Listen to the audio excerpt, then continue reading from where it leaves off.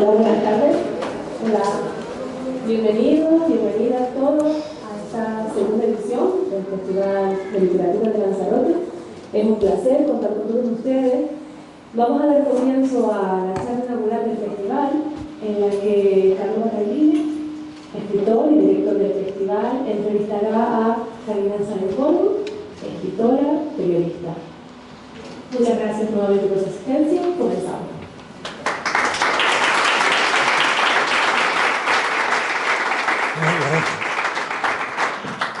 Muy bien, se me escucha, ¿verdad?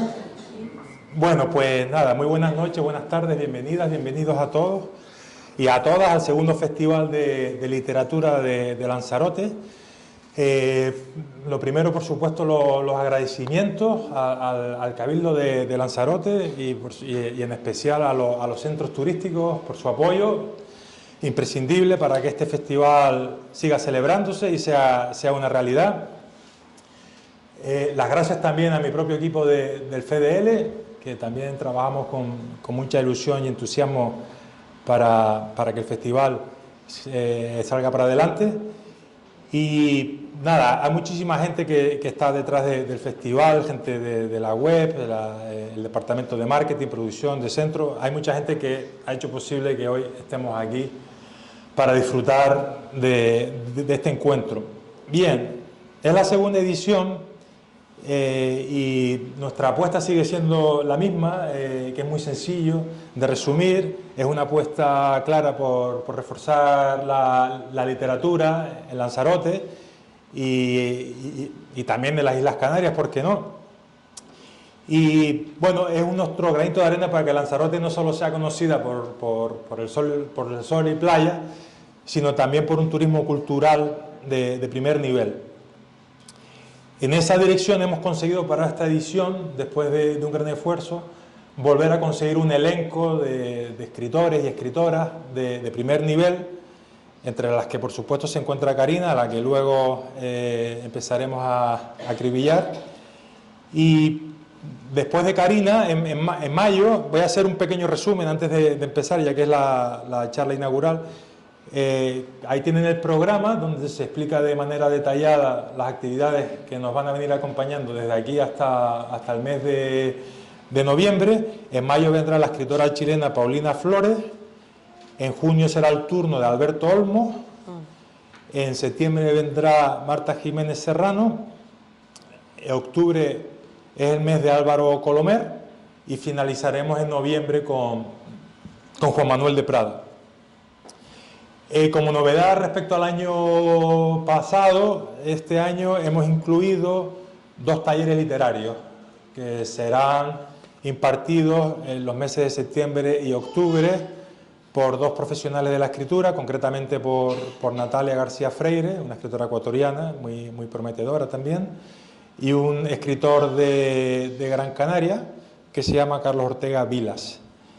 Decirles que tienen una página web que bueno, todos conocen ya porque se han registrado a través de ella, que es fdll.es.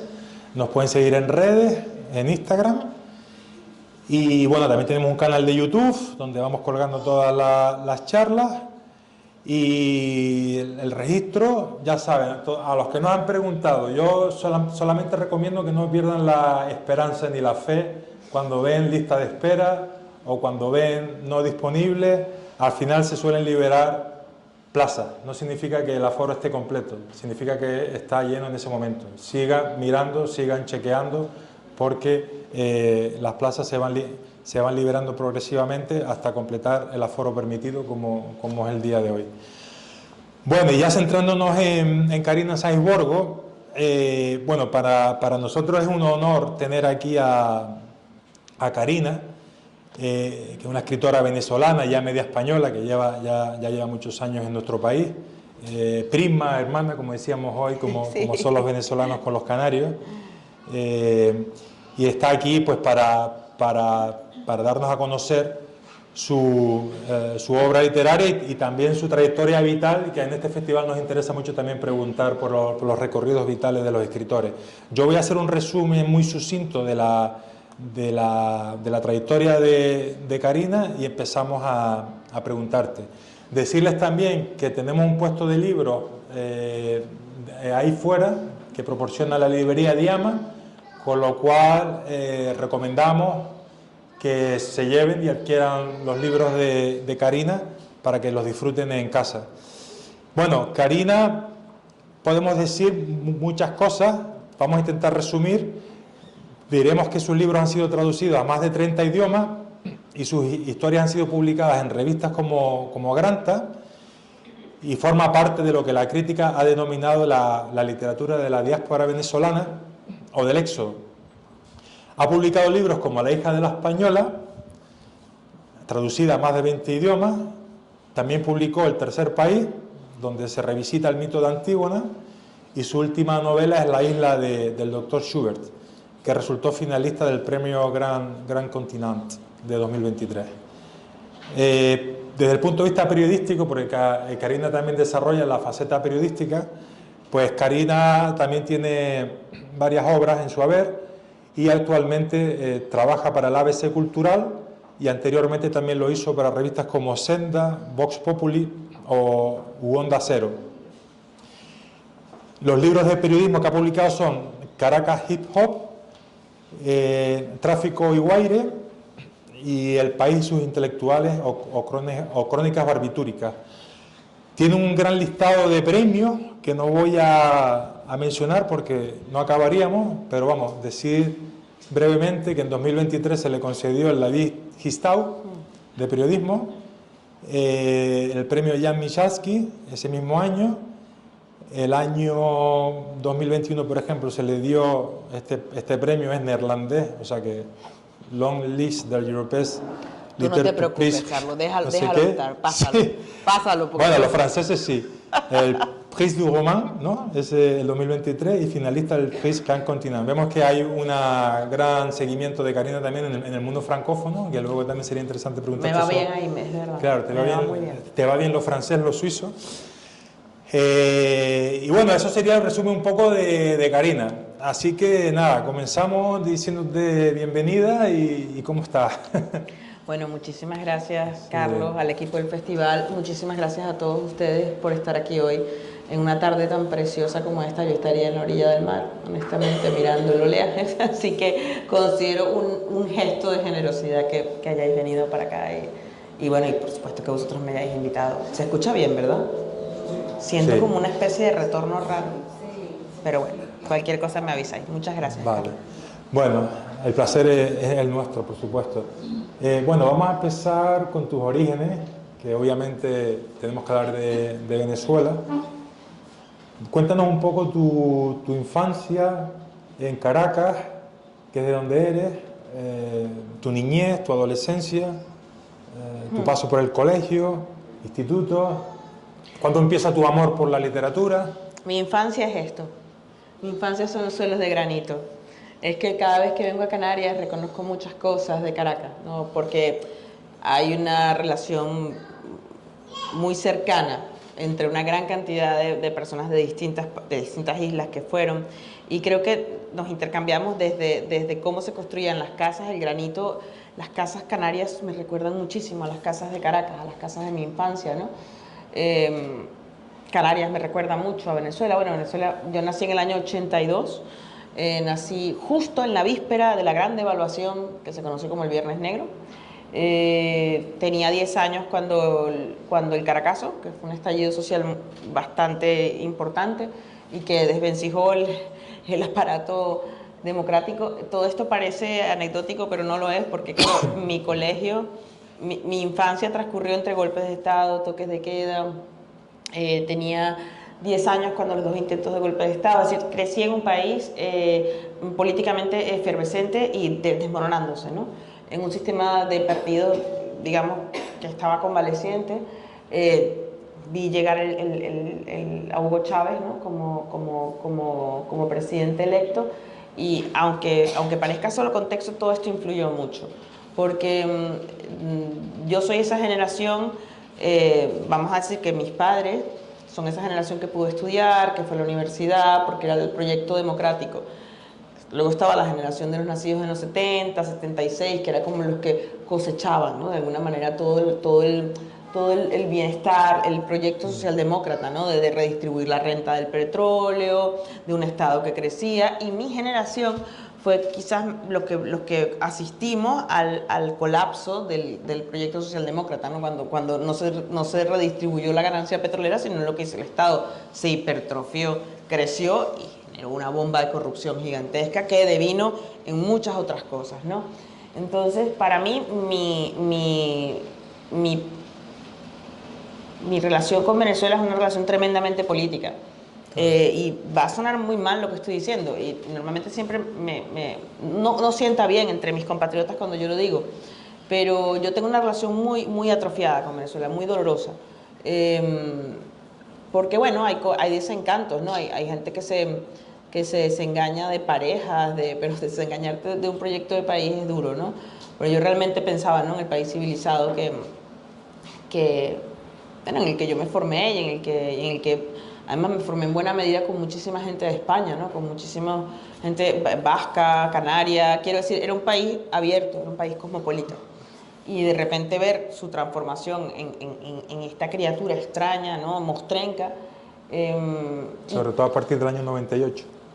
No, te diría ¿No? que antes. Que antes. O sea, de verdad, o sea, para mí, mi primer recuerdo político del país era yo como... Es anterior a Chávez incluso. Muy anterior, o sea, es decir, la demolición estaba, yo tenía 8 años y recuerdo los saqueos, recuerdo que los toques de queda, recuerdo que había balas frías en la casa, o sea, lo que se llamaba una bala fría, ¿no? Porque en el estallido social del 89 es que se suspendieron las garantías. Entonces, claro, era una cosa muy extraña de pronto tú llegar al colegio después de un mes, a ver, ¿qué hace? Composición, ¿qué hacemos en el toque de queda? No, son estas cosas que, ay, qué bien que hay un golpe de Estado para que no haya mañana colegio, ¿no? Entonces, claro, eso te da una idea de una especie de atrofia en el sistema político. Claro que evidentemente la última fase, lo que vendría a ser la eclosión de Hugo Chávez, ya es una fase terminal.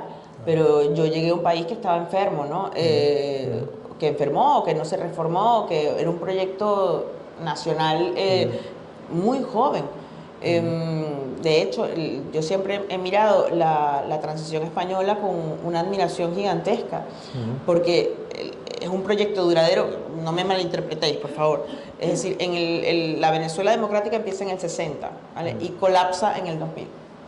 No, porque no fue capaz de regenerarse, no fue capaz de reformarse, el bipartidismo no lo entendió, y para nosotros, para Venezuela, siempre el proyecto político español fue tremendamente atractivo, porque además era el proyecto socialista, es decir, había toda una serie de cosas que a mí me parece interesantísimo, el edificio de la transición, que si en algún momento hubiese que reconstruir Venezuela, yo me fijaría, ¿no? En muchas de esas cosas, porque en el fondo es un proyecto común, y mi recuerdo de infancia es un país que estallaba en pedazos.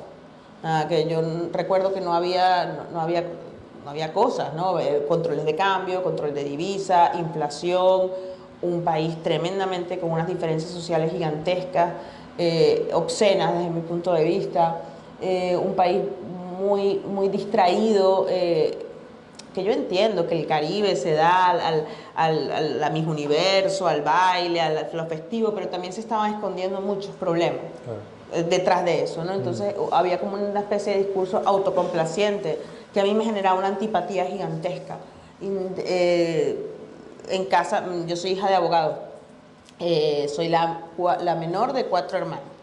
El mayor tiene 55 y yo tengo 42. O sea, en casa teníamos unas discusiones porque era como... Yo estaba en contra de la figura de Bolívar. Yo decía, si nos hubiésemos ido con Francisco de Miranda, que era un prócer liberal, todo hubiese cambiado. Mi padre era pro Bolívar y nos obligaba a hacer planas y a hacer resúmenes. Entonces la casa tenía discusiones políticas muy curiosas, que ahora yo las veo con ternura, pero creo que yo crecí en una casa como muy atenta, ¿no? A lo que pasaba afuera. Claro. Y de alguna manera creo que por eso terminé estudiando periodismo. Claro. Toda esa inestabilidad de muchos países latinoamericanos, nos contaba algo parecido a Andrés Newman cuando nos visitó aquí el año pasado, Argentina también, con revueltas continuas. Y dentro de toda esa inestabilidad, ¿qué papel jugaba la literatura, la lectura? Era fundamental. Era fundamental. Para mí leer era como una vía de escape de todo, ¿no? Yo crecí en un colegio, no tengo nada en contra de la educación religiosa, ni mucho menos, Fueron unas monjas, eran unas mártires esas mujeres. Pero claro, pasé de un preescolar chileno, donde tú elegías todo, o sea, estos sistemas educativos como muy abiertos, a un sistema muy... Y claro, para mí leer era una manera de evadirme, ¿no? Y ya a medida que fue pasando el tiempo también, ¿no? Porque además Caracas es una ciudad muy violenta, donde el espacio público, digamos que no es del todo... la calle está restringida en muchos aspectos, ¿no? Y tú vives de puertas adentro, ¿no? Vives muy de adentro. Pero también es verdad que si yo no hubiese leído... ¿Qué leías? ¿Qué referencias tenías por aquel entonces? Mira, empecé leyendo, me acuerdo porque leía, como con 12 años mi madre me hizo un regalo, que a mí me gustaba leer en inglés y en español. Entonces me regaló los cuentos de Poe en inglés, entonces me leía unas cosas en inglés y en español. Pero empecé leyendo, realmente mi autor de cabecera es Roald Dahl. Con 8 años, 7, 8 años.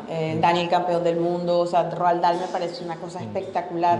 Aparte de una colección que hacía la Alfaguara, creo yo, de Juan Cruz, una colección preciosa, amarilla, que estaba ilustrada, era una preciosidad de Alfaguara juvenil.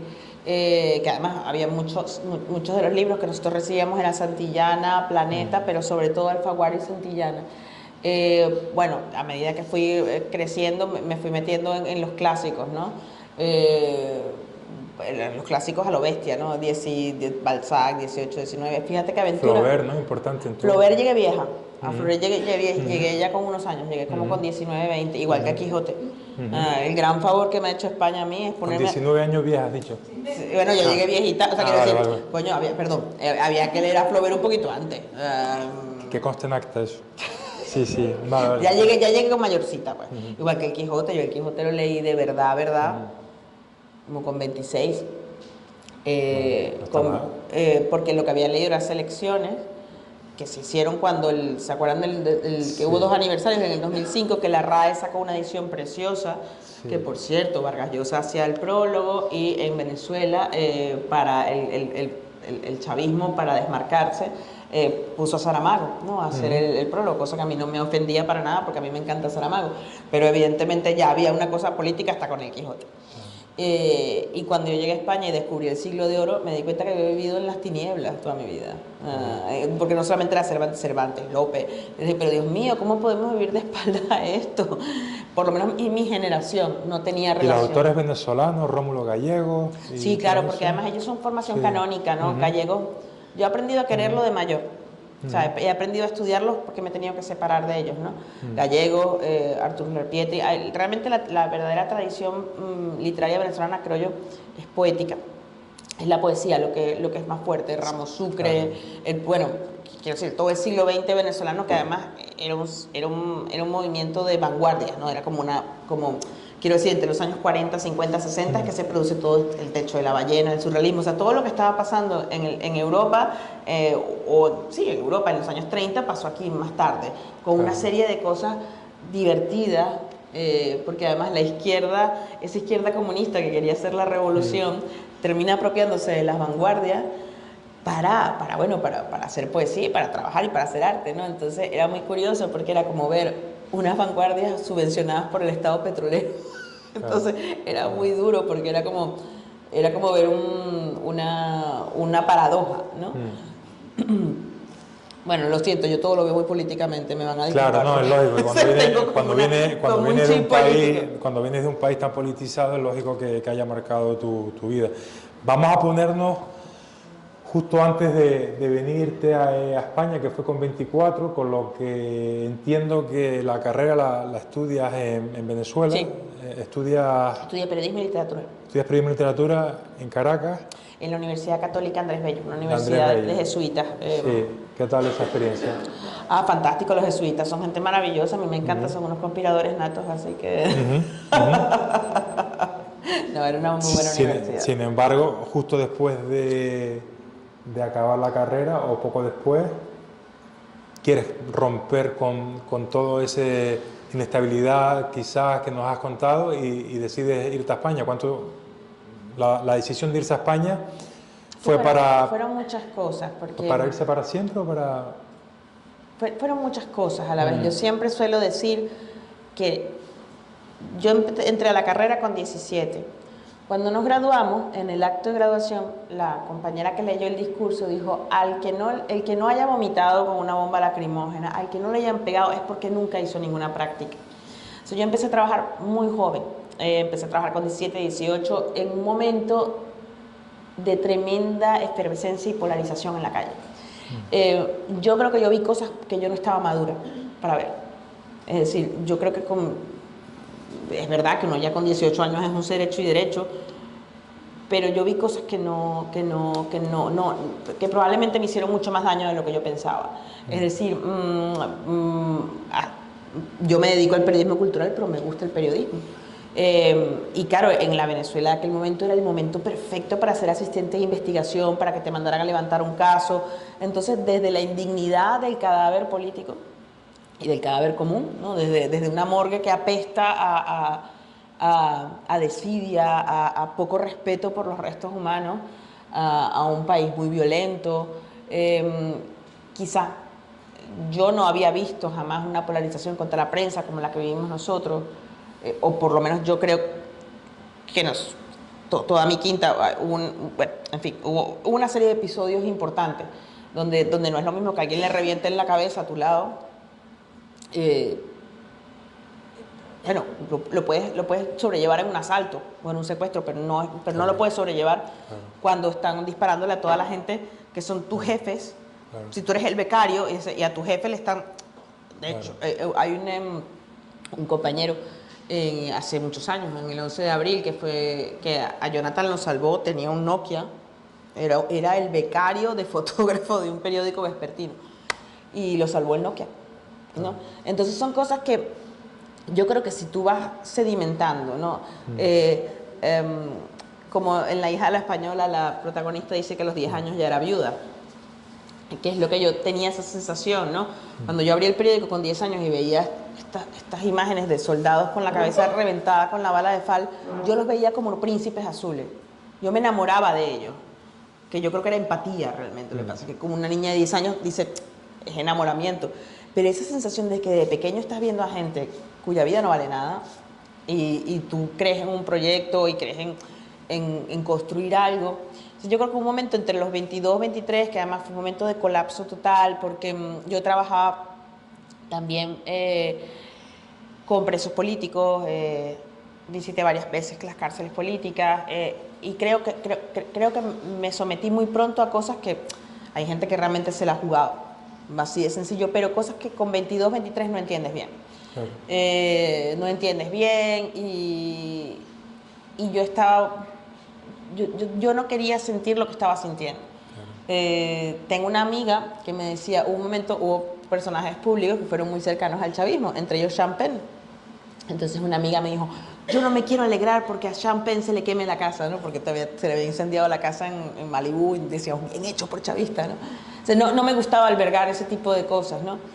Y me quería ir, yo siempre me quise ir. En el caso de España fue una decisión fantástica, o sea, fue el principio de serendipidad más, pues yo me quería estudiar a Estados Unidos, gracias a Dios que no lo hice, y terminé aquí en el país de mis abuelos. Lo que pasa es que... Te vienes en el 2006. En el 2006, pero es que eso fue todo eso fue un tabú.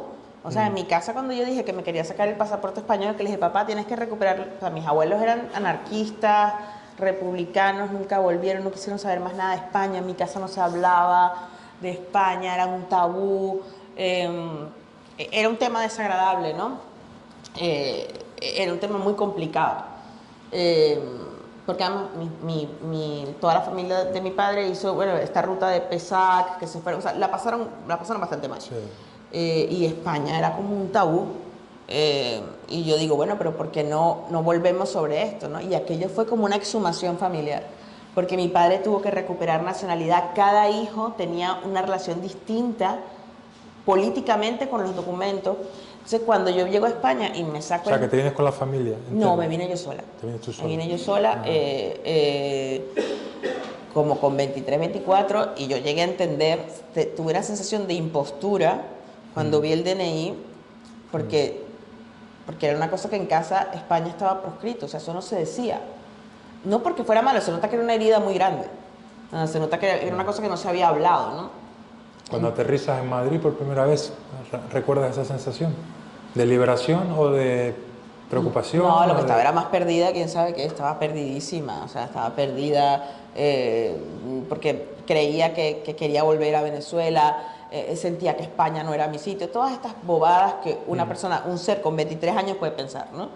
A medida que fui entrando en la vida española, y que yo siempre he dicho que yo mi españolidad me la he ganado a pulso, ¿no? Me la he ganado a pulso porque es una sociedad fantástica, pero te toma tiempo comprender un sitio que además es un sitio fantástico porque es tu idioma, ¿no? Que a mí no me gusta para nada, me molesta muchísimo todo el tema de la leyenda negra y toda esta cosa, ¿no? Yo creo que España tiene una relación, creo que España no se comporta como una metrópoli, además con América Latina. Lo que pasa es que pasa algo, es decir, nosotros no éramos colonias, éramos provincias, se había una capitalía general, había un virreinato, o sea, no era una relación como la que tuvieron los franceses o los británicos, ¿no? Entonces a mí que vengan a venderme estas burras, ¿no? Mal vendidas evidentemente sí, de país opresor y tal. Todo imperio se hace, el imperio, no creo que los romanos hayan ido puerta por puerta diciendo no podemos entrar, ¿no? O sea, creo que no se puede evaluar el presente, o sea, el pasado con ojos del presente. Pero sí es cierto que hubo cosas que a mí en España me llamaron tremendamente la atención. Me pareció una sociedad mucho más plural, mucho más abierta de lo que la propia España reconocía, ¿no? Y toda mi vida civil yo la he hecho acá, es decir, aquí no os ríais, pero cuando yo iba a votar en España me pareció impresionante que hubiese civiles, que no hubiese militares con armas de asalto cuidando las urnas electorales, lo cual me remitía a una idea bastante primitiva de lo que era el espacio público ciudadano. Así yo tenía un montón de militares con unos faldes de tamaño en unas elecciones y de repente veía que en los colegios todo eran civiles, todo era una cosa, ¿no? Esa idea de cuando un tejido está muy dañado.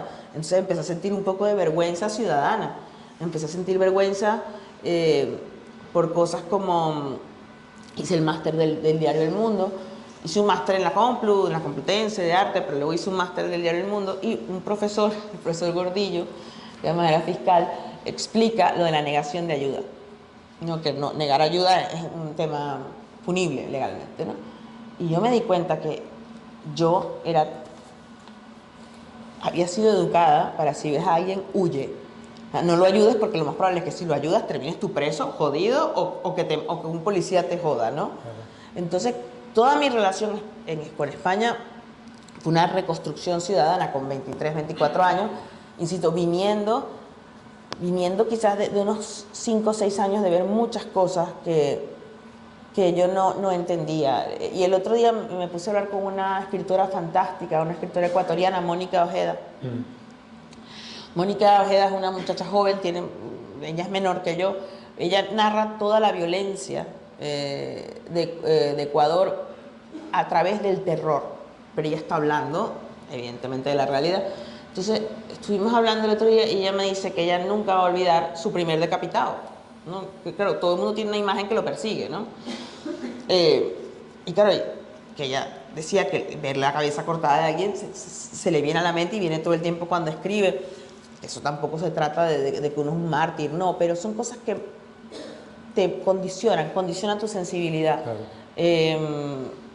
Y claro, esto es como el lenguaje, ¿no? Es como el lenguaje que tú aprendes de niño, es una impronta que tienes, ¿no? Claro, eso fue, no, por supuesto que venías ahí con un bagaje, bueno, diría que hasta violento, ¿no? De todas esas vivencias. Veo que vienes a España en 2006, tu primer libro es un año después,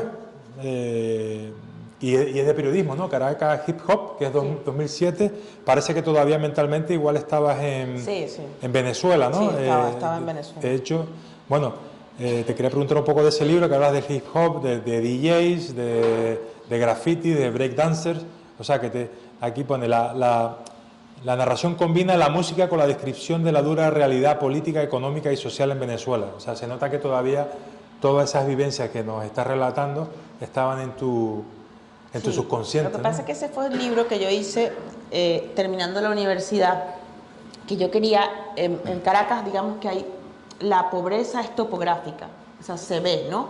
Está, vamos a decir que está en el este, Petare, que es un barrio moderno atravesado por el narcotráfico. Luego está Katia, que es un barrio político de los 60, de los Tupamaro. Y yo quería percibir, había sentido que el hip hop había desplazado a la salsa. Porque además en las campañas políticas el chavismo utilizó en un momento dado un poco de hip hop como intentando coger al público. Bueno, se me metió en la cabeza, me puse a entrevistar a un montón de raperos, bueno, raperos, muchachos que improvisaban en las canchas de los barrios y que hacían cosas porque me parecía que ya había una fotografía, ¿no?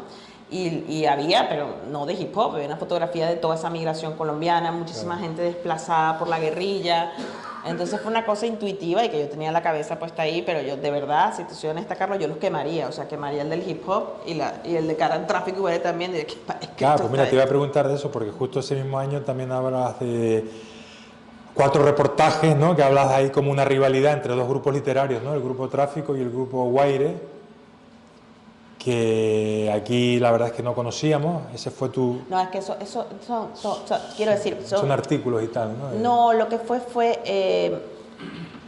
yo quería contar... ¿Se acuerdan lo que les dije? Que en Venezuela los grupos poéticos se iban sucediendo como las vanguardias, ¿no? Hacían manifiestos, eran todos muy voluntariosos. Y esta generación, la de Tráfico y Guaire, era la última generación naif.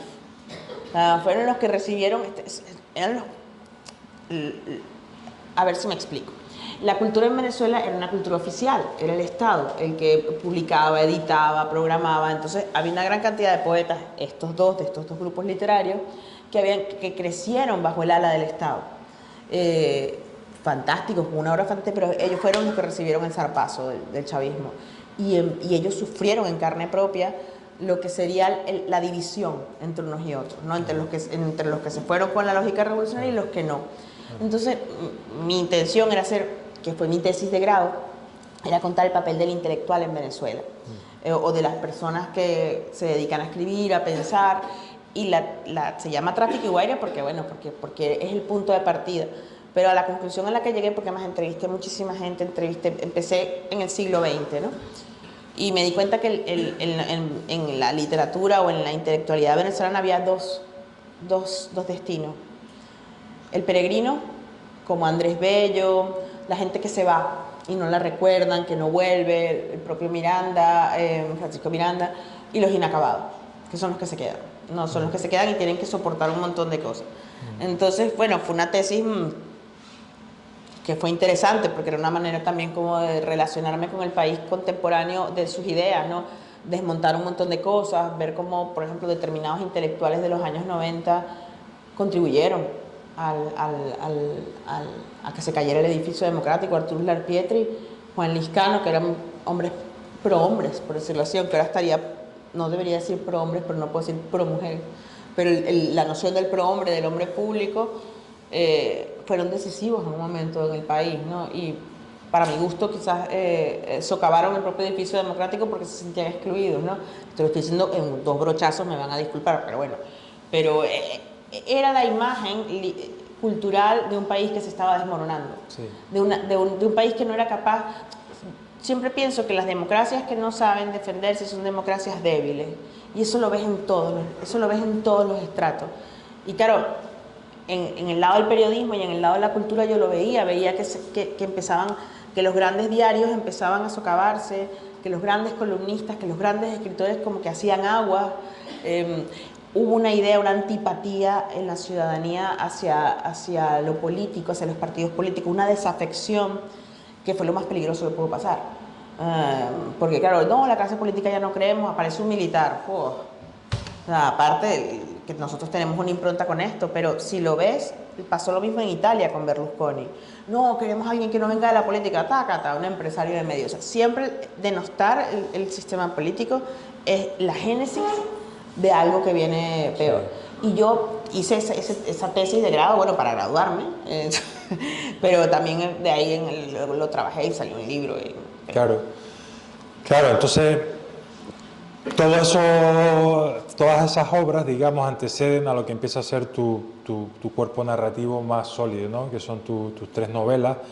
La primera de ellas, La hija de la española, que publicas en 2019 con Lumen, que fue ya cuando das, digamos, un punto de inflexión en tu carrera, un éxito sin precedentes en la literatura venezolana, traducida a más de 20 idiomas, y que cuenta la historia de una joven venezolana de nombre Adelaida Falcón, que tras la muerte de su madre trata de huir de un país que se desmorona. Es decir, parece que coincide bastante con todo este relato vital que nos ha ido detallando. Me imagino que Adelaida Falcón y Karina Sáenz Burgos tienen cosas en común. Sí, desafortunadamente sí las tienen, porque entre que, claro, yo llego a España y mi relación con la escritura se vuelve sistemática en España. Es decir, yo con 24 y dije, si no escribo, no comprendo las cosas que me están pasando. Entonces llevaba como una especie de gran diario, que son las crónicas orbitúricas, donde yo iba describiendo las cosas y a medida que las ordenaba, las entendía. Pero claro, mientras yo iba entrando a España, me iba despegando, iba peleando con Venezuela. Entonces, yo trabajé en El Mundo, en Voz Populi, y me generaba un problema gigantesco. A mí no me gustaba hablar de Venezuela. Me ponía de muy mal humor, peleaba, pero de verdad, discutir esto que me levantaba. Mi jefe, cuando Chávez se murió, yo me quería morir, porque Jesús Cacho me dijo, hazte un perfil, ¿no? O sea, yo estaba incapaz, estaba muy bloqueada con Venezuela, muy bloqueada, tanto así que yo dije en un momento, yo no vuelvo más, ¿no? Y seguí haciendo proyectos de novelas, seguí haciendo cosas, hasta que un día, en el año 2017, siempre sentía la culpa, ¿no? De haberme ido y de no querer volver y de soy un cobarde y entonces le he entregado el país al chavismo, o fueron las protestas estudiantiles, y yo todavía tenía el país muy a flor de piel, ¿no? Y me entró tal impotencia y tanta angustia que se me apareció tal cual, Carlos, enterramos a mi madre con sus cosas. Y a partir fue la primera línea y es como si de repente hubiese abierto un grifo, todo lo que tenía represado durante años. De hecho, yo me arrepiento de muchas cosas que están escritas en ese libro porque, aunque la protagonista, bueno, ya está dicho, es ficción, ¿no? Pero es una novela está muy escrita con las tripas, ¿no? Claro. Porque además se llama La hija de la española justamente por eso, porque ella, la protagonista, le roba la identidad a la hija de una inmigrante española, ¿no? Y se hace pasar por española. Es decir, el libro no les voy a contar porque no tiene ningún sentido, que les echa a perder el chiste, pero es una mujer que roba un pasaporte. Bueno, eso se cuenta o sea, se encuentra a su vecina muerta y que tiene una cita para sacarse el pasaporte. No se le ocurre nada mejor a esta mujer que deshacerse del cadáver y robárselo todo, ¿no? Ni reparación, ni nada. Entonces, claro, es como una fotografía justamente de lo que les decía, ¿no? Cuando una sociedad se desmorona. Y en eso para mí fue muy importante mi vida en España, porque la literatura latinoamericana es verdad que fue muy importante en mi formación, toda la novela política latinoamericana, pero si yo no llego a leer la Europa de entreguerras, no llego a entender todo lo que está pasando. Es decir, quiero decir, todo ese proceso del siglo XIX europeo hasta la Segunda Guerra Mundial, empecé a encontrar un montón de autores que dicen, claro, es que esto es lo que ha pasado. Es la rueda histórica, ¿no? Dando vueltas, porque también en Venezuela es un país joven, frívolo, y hasta en nuestra tragedia sentíamos que estábamos inaugurando algo, ¿no? Claro, esto ha pasado muchas veces. Entonces toda mi relación con la literatura española, con la literatura europea, sobre todo con todos esos países problemáticos, ¿no? En los que se resitúan, lo que sería la Ucrania, Polonia, el centro de Europa, que de repente me di cuenta que tenía herramientas para contar cosas como si hubiese estado cuajada, como si al fin hubiese tenido musculatura para hacerlo, ¿no? Pero sí, esa novela fue Bueno, cambia un poco tu vida, ¿no? Porque pasas, digamos, a estar en el foco. Sí, mi madre empezó a respetarme a raíz de esa novela. Tu madre empezó a respetarte, ¿no? Pero vamos, tiene críticas impresionantes, ¿no? Fernando Aramburu resalta la extraordinaria calidad de Saiborgo como novelista. El New York Times, nada menos, dice que la novela tiene ecos de Borges.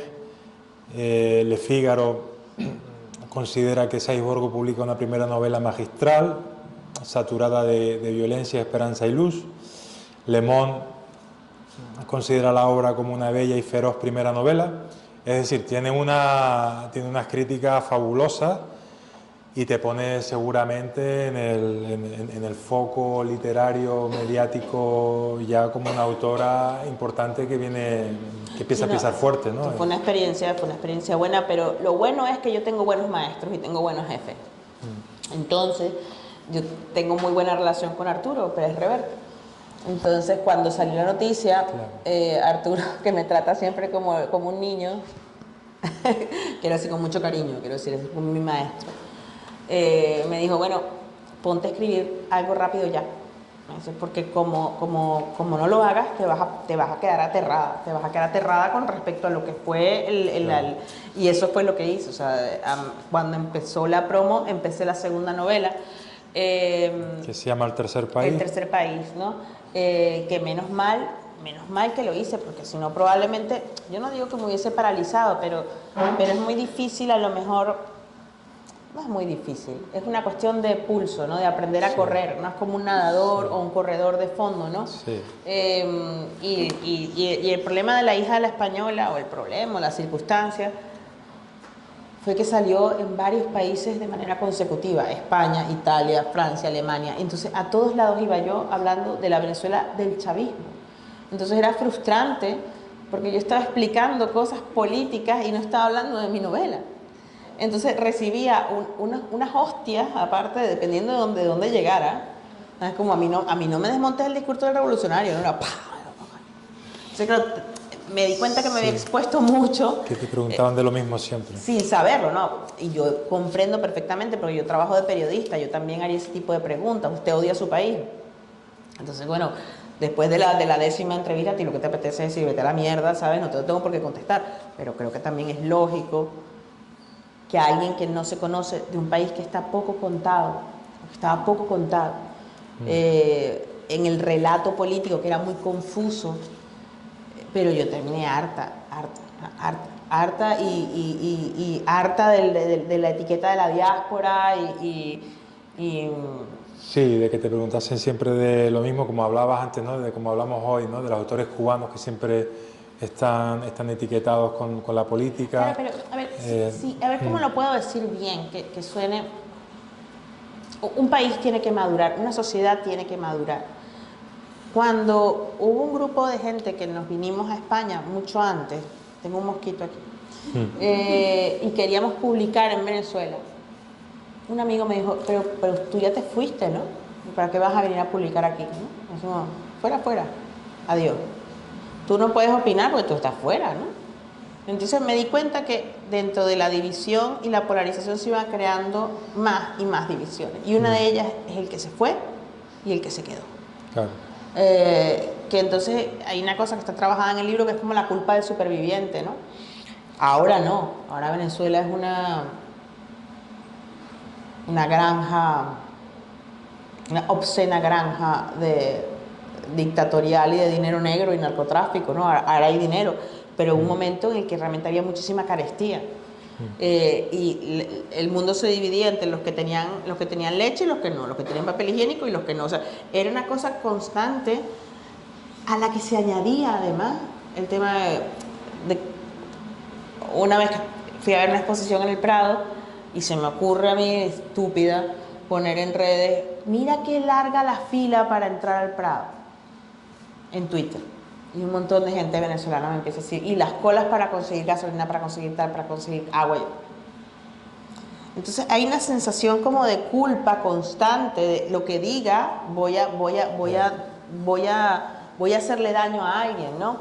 Entonces, La hija de la española es una novela tan violenta y tan virulenta y tan enrabietada, porque una ruptura también es portátil. O sea, ahí donde tú vas, se viene la herida que traes, ¿no? Sí.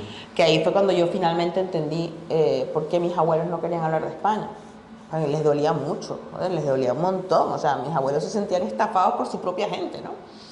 Es decir, por aquello en lo que creyeron, ¿no? Entonces me di cuenta que en el fondo lo que yo pensaba que era una cosa venezolana, atávica, es el exilio de todo, es el exilio universal, ¿no? Entonces no sé si a mí, si yo me emocioné leyendo a Coetzee o leyendo en su momento a Günter Grass, porque yo no podía contar la historia de mí. Y Rulfo, ¿no? El inicio me parece muy rulfiano, ¿no? El inicio de la... No, es el tercer país, el que es como un homenaje a Rulfo. Sí. Pero quiero decir, ¿por qué renunciar a contar de una manera universal y con dramas que son comunes, ¿no? Porque además la hija de la española comienza con la muerte de una madre, que la muerte de una madre es la muerte de la patria. Entonces, es la relación entre una madre y una hija, es una relación política. La primera relación, o sea, toda las familias son microcosmos políticos, ¿no? Y la primera relación de poder, creo yo, es una relación con los padres, ¿no? Entonces, con la hija de la española hay un montón de cosas ahí, ¿no? De subtexto y de pensamiento interpretable. No, yo te digo de subtexto, te iba a decir de profundos conflictos con Venezuela. Claro. Unos conflictos tremendos, ¿no? Quizá, bueno, empiezas ese libro con un inicio que me parece espectacular, que dice algo así como: llegué a Mezquite buscando a Visitación Salazar, la mujer que sepultó a mis hijos y me enseñó a enterrar a los de otros. Caminé hasta el fin del mundo, o donde yo creí que el mío había acabado. Me parece un inicio espectacular. Es que ese es el tercer país, la segunda novela. Sí. Que fue... Muchas gracias, por cierto. Sí. Muchas gracias. Sí, me estaba refiriendo al tercer país. Está súper estudiado, sí. Porque yo quería hacer como un homenaje a Juan Rulfo, porque ¿tienen tiempo para que se los cuente? Claro. 2 minutos. Sí. En el año 2019, que yo empiezo a moverme con el libro, se desata el éxodo más grande, el mayor venezolano en toda la zona. Cierran la frontera con Colombia y Venezuela y muchísima gente que no tenía dinero se iban caminando, a lo mejor se pagaban un billete, se iban caminando y pasaban por unas trochas, por unos caminos verdes, porque la frontera estaba cerrada. Entonces, conversando con un amigo que trabajaba en la Cruz Roja, me enteré de que había una mujer en La Guajira. La Guajira es una zona fronteriza entre Venezuela y Colombia, pero en la zona colombiana, que enterraba muertos por caridad. La mayoría de las personas que enterraba eran los caminantes que quedaban en el camino. Yo aprovecho, me pongo en contacto con ella y le digo que yo quiero conocerla, quiero ir, ¿no? No quería hacer un reportaje, no quería, porque entonces tenía que volver a recrearme en la miseria venezolana. Bueno, estuve 3 días con ella, enterrando gente, viéndola a ella enterrar gente, ¿no? Básicamente niños, era lo que enterraba, se nota que eran los que peor lo pasaban. Entonces, en ese viaje, una de las imágenes que recuerdo era una pareja joven, una muchacha con 2 gemelos, unos morochos, que estaban muertos en una caja de zapatos. Entonces, los niños venían en una caja de zapatos. Y me pareció de una indignidad tan grande, ¿no? Entonces, esta señora, Visitación Salazar, que no se llama Visitación, Sonia, intentaba devolverles un poco de dignidad. Yo decía, esta mujer es Antígona, porque además el cementerio era ilegal, se lo querían quitar y es Antígona, ¿no? Es devolverle la dignidad a los muertos. Y de hecho el cementerio era un cementerio muy pobre, con bloques de ventilación, que además, como no estaba drenado el terreno, cuando se inundaba salían los restos. Era un desastre absolutamente, ¿no? Pero bueno, ella tenía ahí un proyecto ciudadano, que el personaje era mucho más complejo que todo eso. Si yo hubiese querido hacer un reportaje, habría tenido que desmontar a Sonia en muchas cosas, y a mí me pareció un personaje heroico. Entonces lo que hice fue empecé a seguir el tema de las migraciones, seguí trabajando ese tema en otros sitios y decidí hacer una novela sobre migración, ¿no? Que es El tercer país, que es una señora que va huyendo de una peste, eso fue antes de la pandemia, una peste que altera la voluntad y en la travesía sus hijos mueren y ella está buscando a la mujer que la va a ayudar a enterrar a sus hijos, pero que le enseña a enterrar a los de otros, porque ella decide, esta madre, que ella no se va a mover de ese cementerio porque ella quiere estar con sus hijos muertos, ¿no? Entonces, a partir de ahí empieza todo una novela en la cual ellas empiezan a enterrar gente, pero las persigue el poder, las persiguen unos guerrilleros, las persigue el matón del pueblo, y a mí me parece una novela muy política, ¿no? También, sí, La hija de la española había tenido una reflexión de hasta qué punto el ser humano se puede depauperar, o sea, se puede llegar a deteriorar, a dejar tirado a alguien. En esta novela me parecía interesante abordar la compasión, ¿no? Es una novela mucho más dura, pero yo creo que aborda ese elemento, ¿no? de la relación que tenemos con los otros, una relación política. Para mí, sí, la literatura, cada escritor tiene una aproximación a las cosas. Para mí mi filtro con las novelas es que tienen que ser literarias, pero tienen que hablar de cosas que me conmuevan y me remuevan las tripas, si no, no tiene sentido. Y empecé esta conversación diciendo que mi recuerdo era muy político, ¿no? Probablemente siempre estoy mirando una metáfora política en su sentido esencial, en el sentido de la convivencia, del bien común, de cómo habita por ejemplo, las sagas familiares. Me gustan mucho las sagas familiares porque son las grandes radiografías de cómo se deteriora una sociedad, ¿no? A través de una familia, o cómo cambia un tiempo, ¿no? O sea, pienso en los Buddenbrook de Thomas Mann, que tú vas viendo cómo es crepuscular las sagas familiares, o por lo menos los Forsyth también, ¿no? El cambio, como la aparición de una burguesía. Quiero decir, la literatura, aparte de crear un mundo autónomo, es que te permite recrear otros, ¿no? El Gato Pardo de Lampedusa, ¿no? Que todo cambia para que sí, igual, todas las revoluciones se parecen al Gato Pardo, ¿no? Porque es un gran cambio y una rueda que gira, pero terminas en el mismo sitio, que es una sustitución de élite.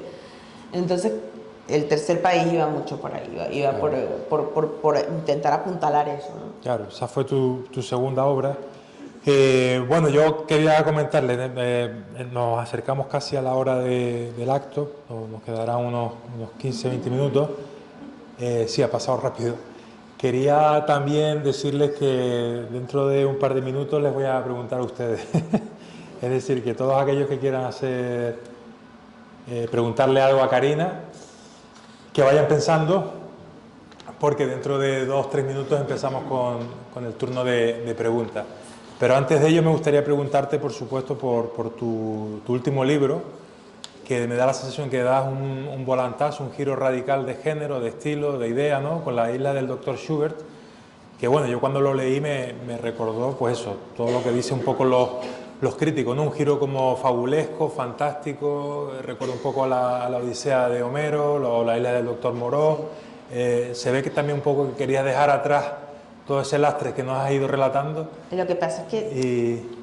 Y te olvidas ahí un poco de... Mira, yo me senté a escribir la tercera novela que tenía, la que estoy trabajando ahora. Y cuando me senté a escribir me di cuenta que los personajes hablaban igual que la novela anterior. Entonces sí, todas eran puras señoras con escopetas, no, todo era violento y dije, me estoy repitiendo, joder. Me estoy repitiendo. Entonces dije, bueno, vamos a entrar... A mí siempre me ha gustado lo fantástico, pero todo el lenguaje de mar... A mí el mar Madrid no tiene mar, excepto el Dry Martini, como dice Ray Loriga, es el único mar que tiene Madrid. Es como si de pronto hubiese necesitado como irme a un sitio imaginario, fantástico, ¿no? Y empecé a leer a Stevenson como Dios manda. O sea, empecé a leer todos los grandes autores de mar, empecé a leer a Conrad con otros ojos. Coincidió con mi entrada en ABC, que empezamos con un reportaje que hicimos con Arturo Pérez Reverte en el Corso, que fueron 3 días navegando y lo contamos, y yo empecé como a engancharme. Luego me enamoré de un alemán en Mallorca, Entonces, de un alemán. Totalmente, y me dejó. Entonces, claro, aquello fue un drama. Entonces yo dije, pues nada, hacemos un libro de estoy hundida en la miseria. No, mentira. ¿Ustedes nunca les ha pasado que cuando eso como estoy loco, me duele tanto que estoy perdiendo la cabeza? Bueno, un poco igual. Pues ese libro era eso, ¿no? Era como cambiar de registro. O sea, yo no puedo escribir nada que no sea cierto. Claro. Siempre digo que está muy mal que yo diga esto siendo una novelista. Se llamaba Schubert, ese alemán. Se llama Schubert, es su segundo apellido. Ah, sí. Ah, pues mira, eso no lo he leído por ningún lado, o sea que, bueno, hay un Schubert por ahí. Sí. Hay un Schubert por ahí. Una persona fantástica, ¿eh? Además nos queremos mucho, yo le he regalado el libro, pero me dejó. Ese lo perdió. Bueno, ese lo perdió, exactamente. Pregunta. Ya va, tiempo fuera, no es tan frívolo como parece. El libro tiene cosas un poco más serias, hay un montón de cosas mitológicas. Perdón, yo me lo despacho así porque fue un año horrible. Sí, pues mira, al final Schubert te dio la fuerza y el ímpetu para escribir tu tercera novela. Lo que pasa es que también Schubert fue un laboratorio, fue como un laboratorio, ir al gimnasio, como hacer pesas, que estuvieran... Yo tener más musculatura para abordar otra cosa, porque Nazarena, la novela que estoy escribiendo, es una novela sobre la locura. Entonces son 8 mujeres, donde tengo que decidir muy bien cómo se cuenta qué es verdad y qué no es verdad, que por eso El tercer país es un homenaje a Rulfo, porque yo estaba haciendo una novela sobre vivos y muertos, ¿no? Y claro, Pedro Páramo es una obra maestra. No, por supuesto, jamás llegué a desentrañar el mecanismo Rulfo, pero dije, tengo que rendirle un homenaje a alguien que ha contado tan bien ese punto de los vivos y los muertos, ¿no? Del bien y el mal. Y bueno, Schubert era una manera de ampliar eso, ¿no? Hacia otras cosas, a mí me gusta mucho trabajar con mitos, me gusta mucho trabajar con mitología. Durante años me he psicoanalizado con junguianos, entonces eso te hace un especialista. Y para narrar es muy útil, ¿no? Y Schubert era como la puerta de entrada a lo que iba a ser Nazarena, que es una novela cargada de simbología. Es todo el proyecto y no te importa hablar de él, por lo que veo. Pues mira, a mí me han regañado, me dicen, no cuentes la novela, porque qué nada. Es una historia de una mujer, la séptima de 8 hermanas, ¿no? Y es un universo de enloquecimiento, está ambientada a finales del siglo XIX, comienzos del XX, en un país indeterminado, donde hay caña de azúcar, donde llegan alemanes a construir el ferrocarril. Entonces es como un gran repaso, es como una saga familiar, pero visto a través de la locura, ¿no? Como a mí me gustan las cosas, yo espero cuando termine este ciclo empezar a narrar como un hombre, porque me apetece mucho, pero son 8 mujeres, a cada cual son dioses del Antiguo Testamento que se martirizan entre ellas, ¿no? Como me decía una amiga, es la casa de Bernarda Alba, yo le digo, con el permiso de García Lorca, pero tropical, ¿sabes? Es como... Bueno, pues estaremos muy pendientes. Yo también tengo que estar. Bueno, claro, tú me imagino que la que más. Levanten todo el mundo la mano ahí. Mira, ahí está Alfredo que quiere preguntar. Karina, muchas gracias por venir, por haber hablado con nosotros. Y tengo la curiosidad, después de oírte, de saber, y seguro que no soy el único, si en la actualidad tienes muchos lectores en la Venezuela, entre los lectores venezolanos que no salieron a ningún destino. Quiero saber si desde España sientes, te has hecho eco del impacto de tu persona como literata en tu país de origen. Tengo mucha curiosidad. Sí, mira. Y espero tu respuesta, por supuesto, seguro, no, por favor. Muy sincera. Muchas gracias. Yo, cuando salió La hija de la española, en Lumen, Venezuela no tenía capacidad de importar, era imposible importar medicamentos. Así que yo llegué a un acuerdo con Lumen y la universidad en la que yo estudié para hacer una edición sin fines de lucro. Es decir, Lumen renunció a la explotación de los derechos de la novela, yo renuncié a la explotación de los derechos de la novela y la Universidad Católica Andrés Bello publicó una edición de 1000 ejemplares que debía tener un precio muy bajo. Y si había alguna ganancia, yo decía, por favor, que vaya a la universidad, ¿no? En realidad terminó vendiéndose en el mercado negro. Pero bueno, sé que se leyó, sé que mucha gente fuera la leyó. Creo que es una novela que creo que sí se ha leído. Es la sensación que tengo. Sobre todo porque hay una especie de catarsis con esa novela. Hay gente que dice que la deja, que no la aguanta porque llora. Yo sí creo que fue leída, pero sobre todo por el momento en el que apareció. Porque hubo Alberto Barratisca, que es el escritor más reconocido venezolano, había contado un punto de vista, ¿no? Creo que generacionalmente, probablemente Rodrigo Blanco y yo fuimos los que nos metimos ahí como a contar esto. Y creo que Rodrigo Blanco, que es autor de una novela que se llama The Night, que es muy buena también. Y yo sí creo que La hija de la española se leyó y yo lo agradezco muchísimo, porque cuando yo me iba de promo por cada ciudad, de repente aparecía, ya no estaba actuando como una persona que promociona un libro, sino como alguien que recibe a otro. Entonces, de repente aparecía gente que me decía, yo lo dejé todo atrás, y era, o sea, estás hablando con una persona que se está acercando a ti para decirte lo he pasado mal, ¿no? Entonces, son esas cosas que nadie sale ileso de eso, ¿no? Entonces, la sensación que tengo de lectura sí es básicamente por el tú a tú con la gente, ¿no? Con los lectores, y bueno, yo creo que sí se leyó. ¿Alguna pregunta más? Buenas tardes, noches.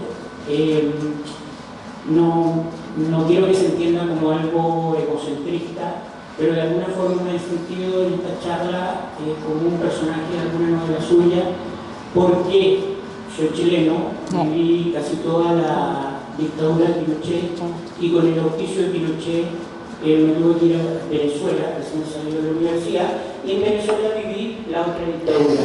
La suerte que tengo es impresionante. Tengo una visión. Absolutamente. Una visión de lo que en el subterráneo se encuentra de esas podredumbres, que al final son temas valóricos, los dos son lo mismo. Se tocan en la miseria abajo, no importa lo que haya en la superficie. Entonces yo la felicito porque se ha atrevido, además de lo que es su calidad como creadora, usted es valiente. Créanme que encontrar gente valiente es más difícil que encontrar gente creativa. Para traer a otro punto, ya que ha mencionado tantos autores que no son de nuestro continente, en el que usted y yo nací, yo viví 25 años en Caracas, soy caraqueño, y santiaguino por otro lado, Santiago de Chile. Pero me llama la atención de que no haya tanto, que usted no nombre tantos escritores de nuestro continente. Sé que no es por gusto, sino porque me sale de tantas entrevistas por acá. Pero me gustaría saber dos cosas. Ya Juan Rulfo, claro, la muerte, su tema, está muy arraigado por lo que es el mexicano en general, que la muerte es un tema ya. Sí. Pero ¿qué piensa usted, por ejemplo, de dos autores más que para mí tienen mucha importancia, y me imagino que usted también, que es uno, Roberto Bolaño? Claro. Sigo con el otro, perdón. Y por el otro lado, Borges. Sí. Borges, se me ocurre que tocó temas argentinos sin en el fondo tener un alma argentina. Yo siempre como un extranjero mirando a Argentina. Probablemente era muy inglés, muy europeo, pero con una calidad extraordinaria. La diferencia entre su poesía y su escritura. Estoy absolutamente de acuerdo contigo. Muchas gracias. No, a ti. Muchas gracias. Bolaño, los dos autores son fundamentales, porque es verdad que el boom latinoamericano, nosotros tendemos a quedarnos con Vargas Llosa, con García Márquez, el propio Cortázar, pero Borges era realmente una genialidad. Que por eso es que para mí el Nobel cada día tiene menos valor, porque si no se lo dieron a Borges, si no se lo dieron a Nabokov, si no se lo dieron a Javier Marías, con perdón. Quiero decir, Borges es una criatura única, es una fábrica de literatura y una máquina de relojería, sobre todo el Borges poeta. A medida que yo he ido creciendo lo veo cada vez más preclaro, ¿no? Y aparte que Borges se despacha unas cosas como pone a caer de un burro al Quijote, es decir, es un hombre muy provocador, ¿no? Y una autora total, ¿no? Aparte que con Borges hay que tener cuidado porque Borges es un autor que cuando lo lees muy pronto te come. Entonces tienes que como que digerirlo, como las paperas, y es un autor que te va acompañando. Bolaño. Bolaño para mí es el gran parricida. O sea, él fue el que mató a los del boom. Finalmente, él consiguió el deicidio, lo hizo él, ¿no? Porque además Bolaño es un escritor chileno, exilado en México, pero que luego se viene a España. Entonces él, digamos que en su novela Los detectives salvajes, que son dos jóvenes poetas, los real visceralistas, él se mofa, no se mofa, pero irónicamente aborda la tradición latinoamericana. Hay una escena en la que Ulises Lima y, ¿cómo se llamaba el otro protagonista? Bueno, van a secuestrar a Octavio Paz, ¿no? Entonces, claro, se meten con los grandes figuras del canon latinoamericano. Octavio Paz, premio Nobel. Es decir, Bolaño tuvo el permiso de insolentar al mundo y lo hizo solamente como una estrella fugaz puede hacerlo, ¿no? Porque además murió muy joven. Y el problema es que Bolaño no le dio tiempo de generar una obra y todo lo que leamos de él es crepuscular, ¿no? Bolaño para mi generación fue como una liberación, ¿no? Yo lo respeto, pero ya no me gusta.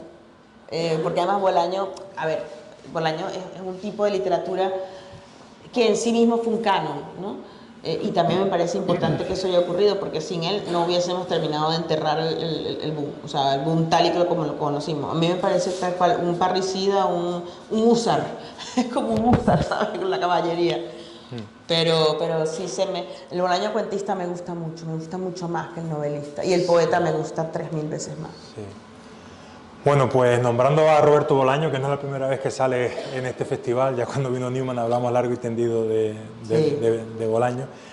Es una magnífica forma de finalizar la charla, la primera del Festival de Literatura. Creo que Karina nos ha hecho un desglose muy interesante no solo de su obra literaria, sino también de su trayectoria vital, de su niñez y adolescencia en Venezuela, su llegada a Madrid, las dificultades por las que tuvo que pasar, cómo se fue abriendo camino poco a poco, sus libros, sus crónicas, y hoy en día pues una reputada escritora con un presente fantástico y un futuro aún mejor. Muchas gracias. Queremos darte las gracias. Y antes de que te demos un sonoro aplauso, recordarles que los libros de Karina están ahí fuera, los probé en la librería Diama y que ella los firmaría con mucho gusto. Lo segundo es que también le vamos a dar un libro de firmas del festival que le damos a todos los autores. Gracias. Para que pongan unas palabritas. Y por último, y luego viene el aplauso, los emplazamos al 23 de mayo con Paulina Flores, la escritora chilena. Es fantástica, no se la pierdan. Sí. Es fantástica, sí. Es una bomba, ella sí que es una bomba. Bueno, tú también, las dos son dos bombas. Bueno, y ahora sí le damos un fuerte aplauso. Sí.